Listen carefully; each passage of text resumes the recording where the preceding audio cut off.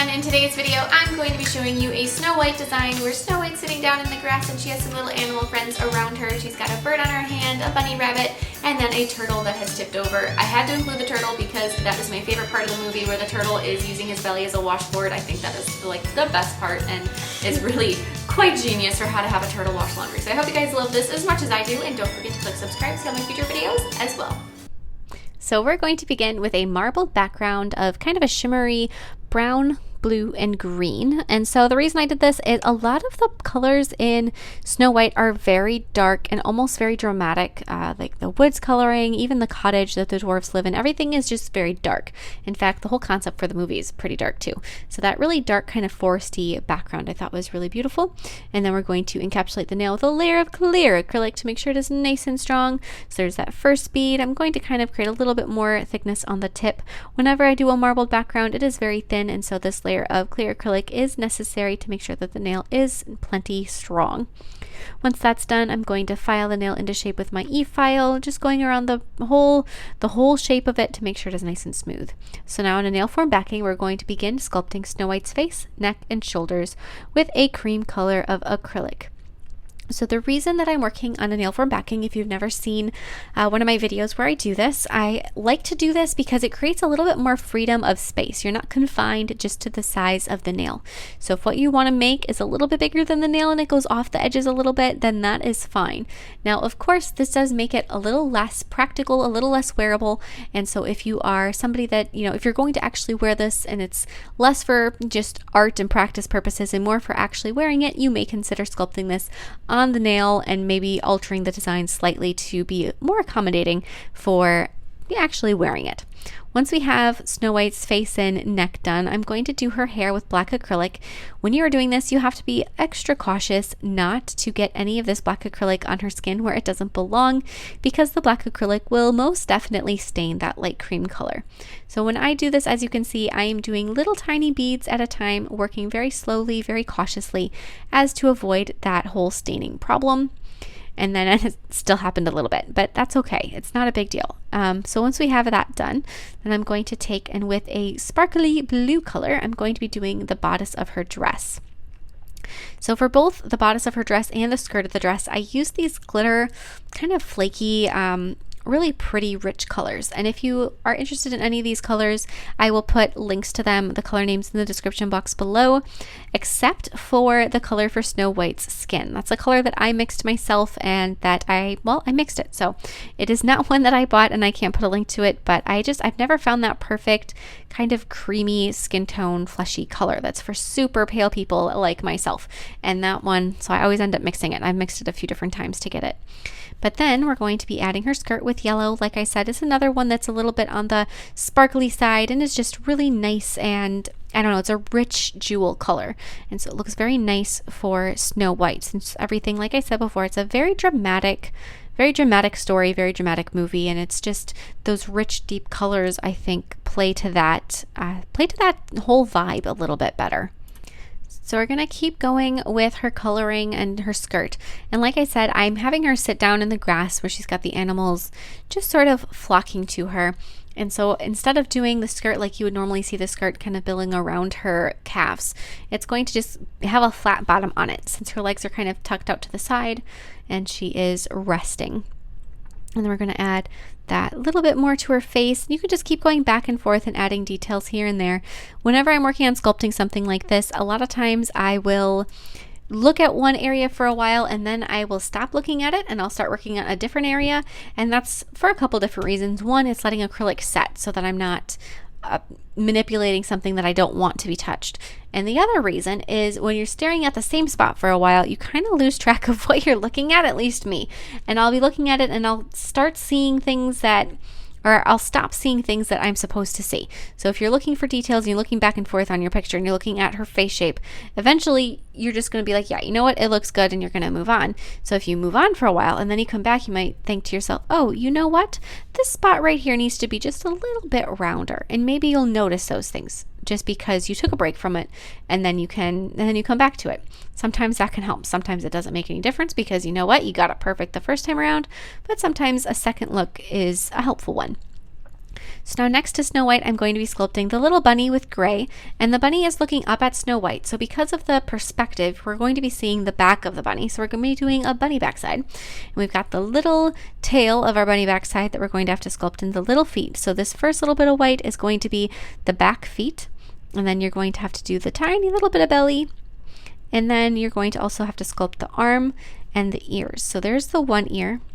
And the acrylic monomer that I'm using for all of this sculpting is Koopa's 3D monomer, and that one cures really quickly. So if you're looking at what I'm doing and you're thinking, man, I'm just placing it down and it's going where it's supposed to go and I don't even hardly adjust it very much, that is very much so the case, because that is what this acrylic monomer allows for.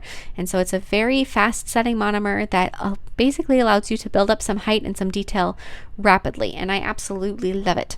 So if you are looking for a monomer in that type of a thing, I would recommend just, taking a peek at that one. Koopa runs sales all the time, and so if you are interested, I would wait until I had a sale if it wasn't on sale currently. At least that's me, because if I can get something on sale, I'm going to. And then we're going to sculpt our little turtle next to Snow White as well. Instead of sculpting these things on top of her, I like to sculpt them separately and then glue them down later. I think that gives a nice little height to the piece, and it gives it just some more layering. It doesn't look as, shrunk onto itself, because it's not really attached the same way. So we've got our turtle shell with a medium kind of metallic green and then a pale yellow belly, and then I'm going to go through with some brown acrylic and fill in some of the places where there is a hole in the shell, like for instance where our turtle's legs come out and where the neck hole is, and that kind of a thing. Going back to the shell color, I'm going to be adding the turtle's legs kind of sticking up out of the air. Like I said, he's inverted, he's on his belly with his feet up in the air because he's being used as a washboard. As I mentioned in the intro of this video, that is like the best part of the Snow White movie, at least to me. It cracks me up all the time. There's usually one little bit of any Disney movie that just for whatever reason I find to be hilarious, however juvenile it might be, and that washboard belly is certainly the one for this. In Sleeping Beauty, it's where I can't think of which of the fairies it is, but when they're making the cake, cracks me up every single time. Really no explanation for it, but I think it is hilarious. So we've got our turtle's legs and arms, neck, and little tail. They're going to add the turtle's face sticking up on the neck. All of these little details that I'm sculpting in are very just the shapes right now. Any of the smaller details I'm going to do with some acrylic paint later. Everything I'm sculpting is so teeny tiny that in order to really get those finished details in there, I'm just going to do them later with a tiny brush and some acrylic paint, because it'll just go a little bit easier. Once you have this part done, you can go through and you can either do a little bit more work on Snow White, or you can start where you're going to pick up one of your pieces, the bunny, since that one's going to be more cure, and you're going to glue that on to your Snow White. So you're going to put a little bit of nail glue down, glue your bunny, and then you're going to either see if your turtle's ready. Mine was not, but if it is, you can grab it, or if it isn't, you can wait a second. But for me, while I'm waiting, I'm going to sculpt Snow White's arms, because we don't have any arms on her yet. And I'm going to start with the arm that's going to come down, and it's going to have the hand resting on our bunny's back. And then after I have that arm started, I'm going to switch over to the other one. So I'm going down and I'm sculpting to her elbow to start with, and then I'm going to continue each of those arms, and I'm going to bring them to where she's going to have her hands and her wrists. So there's the one part of her arm, and then the hand is going to come around and just be resting on that little bunny's back, just like so. And then after that hand is done and that arm is done, you can go and do the same thing for the other side. You're going to want to take, and on this arm, you're going to want to try to envision where her eye line is going to be, so that she can have her hand within her eye line for the little other birdie to be sitting on. And then sculpt the hand as well. Sculpt her hand. I know hands can be really tricky, but try to sculpt her hand with one finger extended so that the bird has a perch to be resting on. Finish off and smooth out any lines you need to. Just keep working on it as much as you can. I have a little bit of a blue staining on her chest, so I'm going to take a little bit more of that light creamy color and add just another layer to her chest to try to cover up some of that blue so it doesn't look bruised, because we don't want her to look bruised. Add a little bit more to her hand that's holding the bunny. And then after that, I'm going to take some red acrylic and sculpt the little bow in her hair. Not too much of the ribbon in her hair shows. It's pretty much just the bow. And then after you have that, you can take some blue acrylic and you can sculpt a little birdie on her finger. And while you guys are watching this, I just want to take a moment and say thank you to everyone who's watching to this point. I know that there is so much detail happening in this video that whenever I have a video of this length, I go back and forth and try to decide if I want to cut out parts and speed up the video, make it a little bit more, I don't know, snappy, or include everything that I possibly can and make it as complete as possible. And I always do make them as complete as possible. And so I absolutely love everyone who actually sticks around and watches the whole videos, because it really means a lot to me that you like my art this much to dedicate so much of your time to it. Once we have everybody glued together and all finished, we can glue the entire piece to the nail. And then after that has been glued down, you're going to fill in behind it with some clear acrylic to make sure that it is nice and strong. If you don't fill in behind it, it won't like fall off per se, but it would definitely break off easier. And especially you can even see as I'm applying the clear acrylic behind her wrist and her arm there, that it is so thin and so delicate that just the pressure of me applying acrylic to the back of it with my brush was making it wiggle slightly. So just keep that in mind if you don't fill in behind it, that you are basically asking for it to break. And if you've worked this hard on it so far, you really don't want it to break. And fill in on the other side just to make sure it's all completed. And then once you are done filling it in, you can take and you can finish all of the details with your acrylic paint. Like I said, everything is so small that these finer details I think are just easier to do with acrylic paint versus trying to sculpt them all in with acrylic. And that is personal preference. And so whatever works for you is, what I would go for. And if you like to sculpt better, maybe you'll find that doing some of these details with acrylic is a better option. So we've got the little bits of red on her sleeves and on her headband, just brightened it up a little bit, and then the pink in the bunny's ears. And now I'm going to take some brown acrylic paint and I'm going to start filling in some of the details on Snow White's face. Kind of filling them in slowly and just kind of building up the different facial expressions and the different shapes of her eyes and her nose and her mouth and her eyebrows, and not doing anything that is, finite yet, just doing things kind of softly and carefully. I'm going to continue those outlines kind of down around her neck and her arms. If you dilute some of that brown, you can do some shading. Like I said, everything is very dramatic, including the shading. So if she's got this nice bit of light coming down and hitting her on the forehead, then she's going to have some shadows on the undersides of her arms, on the side of her face, the side of her neck, so on and so forth. And if you want to add those in, you certainly can. If you want to skip that part, it won't hurt a thing. Fill in her eyes with some white paint. Give her irises with brown. Same brown that you're using before is fine.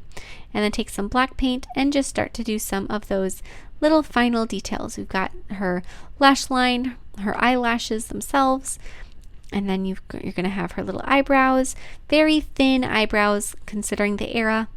And then after you have those done, I'm going to add just a little bit more to her nose, fill in her mouth with red, and then we're going to do just some outlines on her skirt here and there. Her mouth is open. She is very gently singing to that little bird, and I'm sure the little birdie is singing back to her. So we're going to add just a small line of white for her teeth in her mouth, and then do some of the details on the bird, the chest and the eye area to start with. And then you're going to do some more details on your other animals, give them their eyes on the turtle and the bunny. You can brighten up some of the white bits on the bunny with some of that white acrylic paint as well. Add some outlines to Snow White, a little seam down the front of her dress. Add some outlines on your bunny rabbit. You can do that with diluted black paint.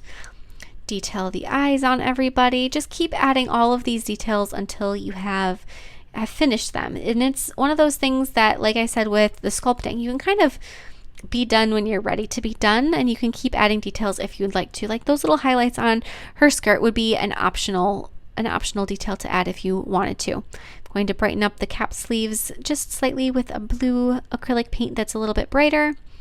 Add the yellow bands. That's something that you could have sculpted in, and I opted to paint in instead. That little bit of yellow. The more that you paint these little details on, obviously, the more finished she's going to look. But depending on, your preferences, how much time you have, etc., she could have been done already. I would have probably finished the turtle's eye, but other than that, you really could have been done. And so then you can add some more details on your turtle with some brown paint. Give him some little toenails, some little fingernails, and just keep adding these bits. My favorite brand of acrylic paint to use for these is the brand called Americana. I think that it is just the right consistency and texture for working on nails. Some acrylic paints are what are called medium or heavy body, and so they're much thicker, and they're actually designed to give artwork some texture, which on a canvas can be a beautiful effect. But on a nail, we really don't want that texture. It's a little too thick to get these teeny tiny details. So really thin acrylic paint is what I always look for. Apply some gel sealer over the background, some matte top coat over Miss Snow White and the critters, and this is all done. I absolutely love this. I love creating characters and doing ones that I've already done before because it gives you an opportunity to really measure your progress. And I know I've mentioned this before, that I like to do characters just for that reason, so I can always go back and say, hey, look how much better I'm doing than the last time I did Snow White. So I'll put links to past Snow White videos in the description box below if you're curious, and I'll see you next time. Bye!